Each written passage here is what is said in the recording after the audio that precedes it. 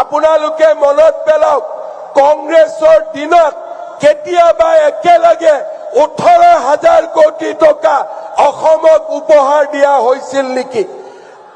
কেতিয়াবা দিয়া হৈছিলে নেকি? কংগ্ৰেছে কেতিয়াবা আমাক ইমান উপহাৰ দিছিলে নেকি? আজি আমাক কোনে উপহাৰ দিছে?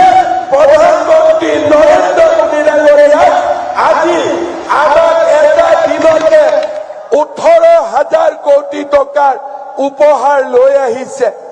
অকল সেয়ে নহয়, অনাগত দিনত নামৰূপত সাৰ কাৰখানা, জাগিৰোডত টাটা ছেমিকণ্ডাক্টৰ, ধুবুৰীৰ চাপৰত বৃহৎ শক্তি উৎপাদন কেন্দ্ৰকে ধৰি আমাৰ ৰাজ্যত আজি অজস্ৰ আঁচনিৰে অসমখনক প্ৰধানমন্ত্ৰী ডাঙৰীয়াই আগুৱাই লৈ যোৱাৰ বাবে প্ৰচেষ্টা কৰিছে। আমি নিশ্চিত যে অহা কিছুদিনৰ ভিতৰতে বাইহাটা চাৰিআলিৰ পৰা তেজপুৰৰ এই ৰাস্তাও আমি 4 লেনযুক্ত ৰাস্তা হিচাপে পাব পাৰিম, সেই বিশ্বাসো মোৰ মাজত আছে।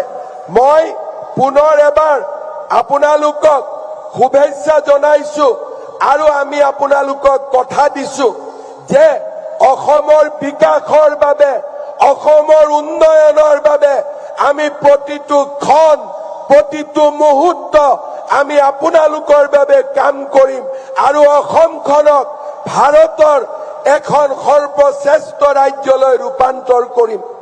শ্ৰদ্ধা ৰাইজ, আজি পবিত্ৰ কৃষ্ণৰ জন্মৰ এটা দিন, আমি যাক কৃষ্ণ জন্মাষ্টমী ৰূপে পালন কৰো। ভাৰতৰ আধ্যাত্মিক জগতত ভগৱান শ্ৰীকৃষ্ণক আমি সৰ্বোচ্চ হিচাপে মানি লওঁ আৰু কৃষ্ণৰ কৃপাতে সকলো কাম সমাধান হয়, তাক আমি বিশ্বাস কৰো। কৃষ্ণৰ জন্মাষ্টমী হিচাপে আজিৰ দিনটো আমি ঠিক কৰা নাছিলো, কিন্তু আমাৰ বাবে সৌভাগ্য যে অসমৰ বাবে কেইবাটাও বৃহৎ আঁচনিৰ উদ্বোধনৰ দিন এই কৃষ্ণ জন্মাষ্টমী দিনটোতে আৰম্ভ হৈছে আৰু ভগৱানে ওপৰৰ পৰা পুষ্প বৃষ্টি কৰি অসমৰ ৰাইজক আশীৰ্বাদ দিছে। মই আশীৰ্বাদ আৰু নৰেন্দ্ৰ মোদী ডাঙৰীয়াৰ নেতৃত্বত আমি আমাৰ ৰাজ্যখনক দুগুণ গতিৰে বিকাশৰ গতিত আগুৱাই লৈ যাব পাৰিম। মই অসমবাসী ৰাইজৰ হৈ প্ৰধানমন্ত্ৰী ডাঙৰীয়াক ধন্যবাদ জনাইছো।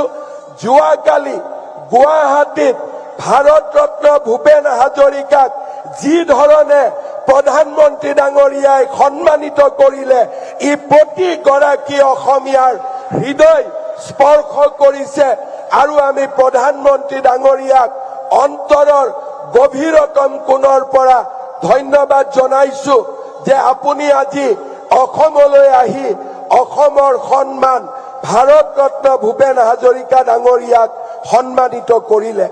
শ্ৰদ্ধা ৰাইজ, কেইদিনমান আগতে প্ৰধানমন্ত্ৰী ডাঙৰীয়াই কেবিনেটত অসমৰ বাবে ইণ্ডিয়ান ইনষ্টিটিউট অফ মেনেজমেণ্ট তাক স্বীকৃতি দিছে আৰু